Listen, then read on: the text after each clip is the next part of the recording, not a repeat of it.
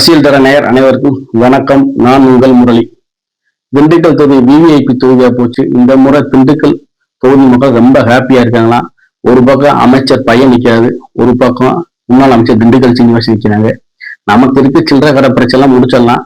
இந்த முறை நமக்கு போதுமான அளவுக்கு அன்பை வாரி வாரி கொடுக்க போறாங்க. யாரு நிறைய அன்பை கொடுக்குறாங்களோ அந்த அன்பை வாங்கி வச்சுட்டு அவங்களுக்கு ஓட்டு போட்டுருவோம்.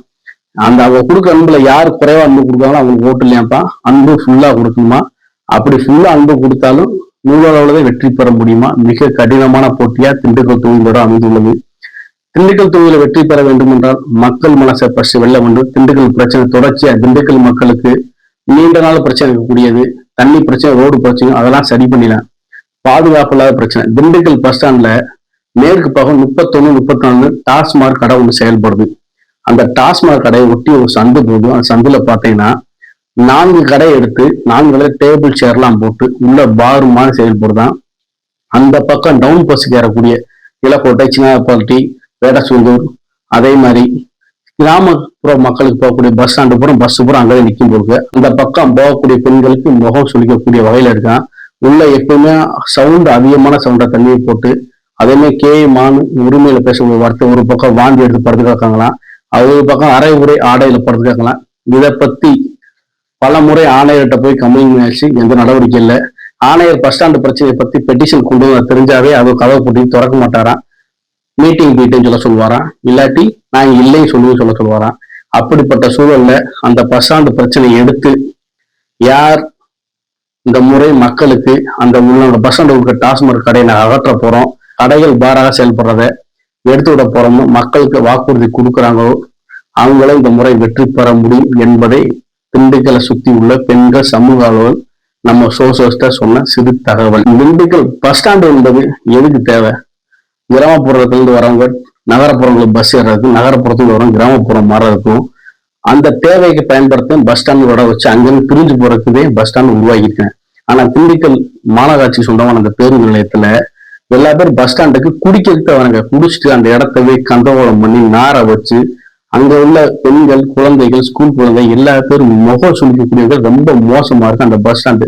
ஏன் அரசு இயந்திரமா இருக்கக்கூடிய காவல்துறையோ கலாலோ மதுவிலக்கு போலீஸோ ஏன் இது வரைக்கும் இந்த கடை நடக்கிற விஷயங்கள் நடவடிக்கை எடுக்கல, ஏன் நடவடிக்கை எடுக்க மாட்டாங்க அப்படின்னு அங்குள்ள சில சமூக ஆர்வலர்கள், சமூக சோர்சஸ்ட நம்ம தெரிஞ்ச சில பேர்ட்ட போய் கேட்கும் போது, இல்ல அந்த கடை பாத்தீங்கன்னா டாஸ்மாக் கடை செயல்படுது, அரசு டாஸ்மாக் கடை, ஆனா அதுக்குள்ள கூடிய பார் ஏன் இப்படி செயல்படுது கேட்டதுக்கு அது நடத்தக்கூடிய சில சமூக விரோதிகள் என்ன சொல்றாங்கன்னா, அதிமுக ஆட்சி வந்தாலும் திமுக ஆட்சி வந்தாலும் இது அப்படியே செயல்படும், அவங்க யாருமே எங்களை ஒண்ணும் செய்ய முடியாது, ஏன்னா அவங்களுக்கு தேவையான விஷயங்களை மாசமான கொடுத்துறோம், அதனால எங்களை ஒண்ணும் செய்ய முடியாது.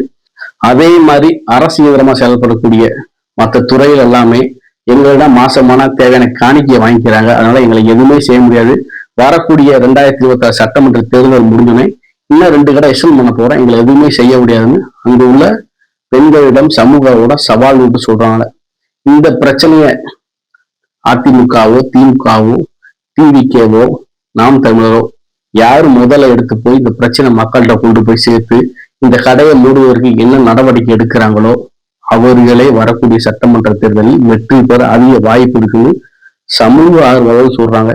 ஏன்னா இந்த பிரச்சனை எல்லாம் பார்த்தீங்கன்னா இங்க வந்து கிராமப்புற மக்கள் தானே போறாங்க, அவங்களுக்கு கூட ரொம்ப முகம் சுழிக்கக்கூடியவர்களே ரொம்ப அதிகமான பிரச்சனையா இருக்கான் அப்படின்னு பேசப்படுகிறது. ஏன்னா இந்த பகுதியில இருந்து கிராமப்புற மக்கள் தான் அதிகமா, திண்டுக்கல் தொகுதிக்கு உட்பட்ட மக்கள் தான் அதிகமா போறாங்க, போக்குவரத்து அதிகமா இருக்கு, மற்ற எல்லா தேவைக்கு திண்டுக்கல் பிரியக்கூடிய சூழல் இருக்கு. அப்படிப்பட்ட சூழல் மிக முகம் சுழிக்கக்கூடிய வகையில இருக்கேன், ரொம்ப கேவலமான செயலா இருக்குது அங்க உள்ள பெண்கள் சொல்றாங்கன்னா. பார்ப்போம் வரக்கூடிய சட்டமன்ற தேர்தலுக்கு அப்புறம் இந்த ஒயின் ஷாப் ஆகுது, இந்த உள்ள செயல்படக்கூடிய பார்மான் செயல்படக்கூடிய 4 கடைகளை எடுக்கிறதுக்கு என்ன வழி வைக்க போறாங்க. அதே மாதிரி தேர்தல் பறக்கும் படை இந்த கடையில பத்தி தெரிஞ்சு ஏன் நடவடிக்கை எடுக்க மாட்டாங்க, இல்ல தெரிஞ்சு தெரியாத மாதிரி இருக்காங்களா, என்ன நடக்குது என்பது மிகப்பெரிய கேள்விக்குறியா இருப்பதாக சொல்றாங்க. இந்த பிரச்சனை எடுத்து வேட்பாளர்கள் ஃபர்ஸ்ட் இந்த கடை முறைக்கு வழிபாக்கட்டும், அப்புறம் தொகுதிக்குள்ள ஓட்டு கேட்டு வரட்டும் சொல்ல போவதாக அங்க உள்ள சில சோர்சஸ் சொல்றாங்க. எது நடந்தாலும் திண்டுக்கல் மக்களுக்கு பெரிய ஹாப்பி. இந்த முறை நம்ம தொகுதி விவிஐபி தொகுதி ஆயிடுச்சு. நமக்கு தொகுதி வாரியா வார்டு வாரியா மக்களுக்கு எல்லாமே கொண்டு போய் சேர்க்கறதுக்கு வேட்பாளர் ரெடியா இருக்காங்க. நம்ம வாங்கி வீட்டுக்குள்ள வச்சா மட்டும் போதும் ஹாப்பியா இருக்காங்க. என்ன நடந்தாலும் வரக்கூடிய தேர்தல் களத்தில் மிக சூடாக திண்டுக்கல் சட்டமன்ற தொகுதி காணப்போகிறது. முன்னாள் அமைச்சர் திண்டுக்கல் சீனிவாசன் வெற்றி பெறுவதற்கு அதிக வாய்ப்புகள் ஒரு தரப்புல சொல்றாங்க. இன்னொரு தரப்புல இல்ல அமைச்சர் பையன்பா மாவட்ட செயலாளர் செந்தில்குமார் அவரை போய் ஜெயிக்க முடியுமா, பலம் வாய்ந்தவங்க. திமுக எந்த தொகுதியில செந்தில்குமார் வெற்றி பெற முடியும் ஒரு தரப்புலையும், திண்டுக்கல் அசால்ட்டா ஜெயிப்பாருன்னு ஒரு பக்கம் சொல்றாங்க.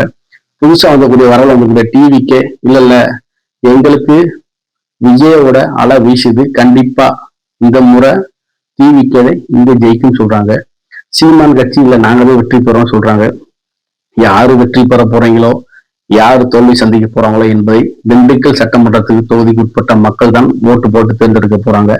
ஆனா அந்த டாஸ்மாக் கடை மூடுறதுக்கு என்ன வழி, யார் அந்த விஷயங்கள் எடுத்து பேச போறான், யார் உடனே இது தடை பண்ண போறாங்க, இல்ல தேர்தல் பறக்கும்படி இதுக்கு மேல என்ன நடவடிக்கை எடுக்க போறாங்க என்பது காத்திருந்தா பார்க்க வேண்டியது உள்ளது.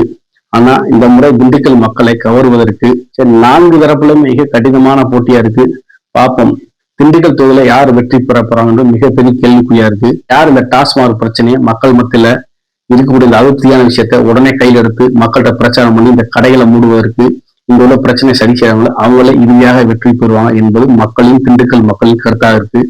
இதை யார் கையில் எடுத்து யார் இதுக்கு இந்த பிரச்சனை முடிவு கட்ட போறாங்களே அவங்களே இறுதியாக வெற்றி பெறுவாள் என்பது திண்டுக்கல் மக்களின் கருத்தாக இருக்க போகிறது. இந்த பிரச்சனை யார் கையில் எடுத்து யார் வெற்றி பெற போறாங்க என்பதை வரக்கூடிய காலங்கள் அடுத்தடுத்த வீடியோக்குள்ள நம்ம பார்த்து தெரிஞ்சுக்கலாம்.